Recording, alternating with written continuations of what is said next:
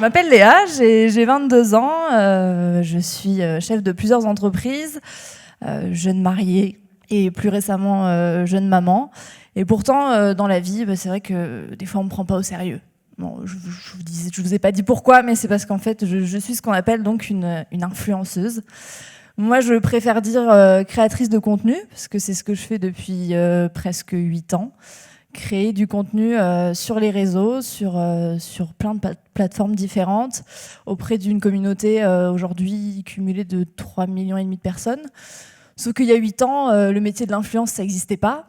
On était très peu, la plus grande influenceuse avait 7000 abonnés, le contenu n'était ni monétisé, ni monétisable.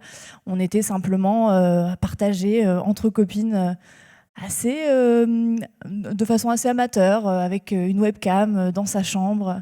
Et puis petit à petit, c'est devenu un métier. Aujourd'hui, ça crée de l'emploi, c'est un nouveau modèle économique. Et en 8 ans, moi, j'ai petit à petit voulu construire et professionnaliser mes activités.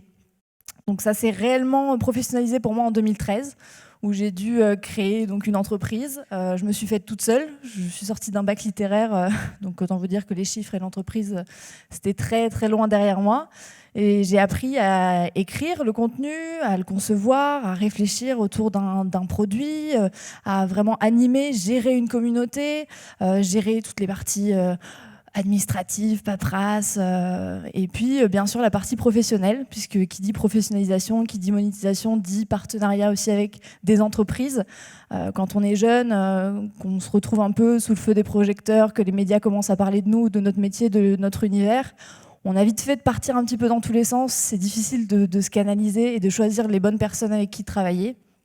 Donc en 2013, quand tout s'est professionnalisé, je me suis entourée de bonnes personnes, de personnes qui m'ont épaulée, parce que j'étais encore très jeune.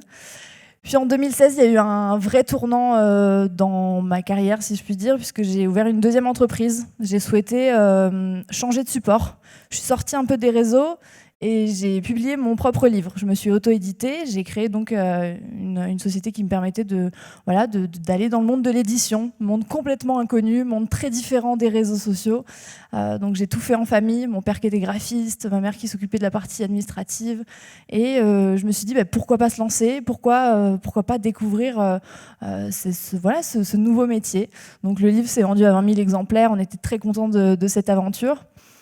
Mais j'avais quand même à cœur de rester sur les réseaux, du côté digital, le côté communauté me plaisait énormément. J'ai aujourd'hui des personnes qui me suivent depuis 7 ans qui ont grandi avec moi. Et du coup, en 2018, quand je suis devenue maman, il y a eu un virage sur mes réseaux. J'ai eu envie d'aborder des sujets peut-être un petit peu plus en phase avec ce que je vivais. Donc parler de parentalité, briser des tabous autour de la maternité aussi, libérer la parole des femmes. Et des papas aussi, puisque voilà, à mon micro donc du Nid, donc qui est un podcast qui est coproduit par TF1, je parle de tous ces sujets-là. C'est encore un nouveau support pour moi. C'est la continuité de tout ce que j'ai mis en place depuis maintenant presque 8 ans. Tout ça pour dire que le métier de l'influence, c'est un métier qui est complètement couteau suisse. On fait énormément de choses. Aujourd'hui, j'ai la chance d'avoir des bureaux, comme j'imagine beaucoup d'entre vous, des personnes qui travaillent avec moi. Je me lève tous les matins pour essayer de diversifier ce contenu et pour simplement sortir de l'image qu'on a de l'influenceur dans sa chambre avec son téléphone qui raconte sa vie et qui devient millionnaire. Derrière tout ça, il y a de l'emploi, il y a des métiers qui sont peut-être un peu moins connus, mais qui permettent aujourd'hui de valoriser ce contenu-là, de créer réellement une communauté et un échange. Et voilà, j'espère que pendant ces quelques minutes, je vous aurai donné peut-être un petit aperçu de ce qui est possible de faire. Aujourd'hui, pour parler un petit peu d'avenir, parce que souvent on me demande ouais, mais qu'est-ce qui va se passer demain ?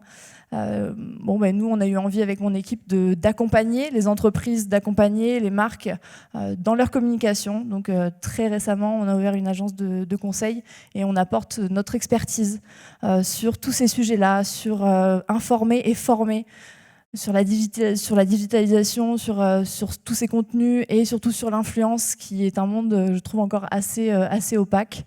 Voilà, donc j'espère vous avoir fait un petit échantillon de tout ce qui était possible de faire en tant qu'influenceuse.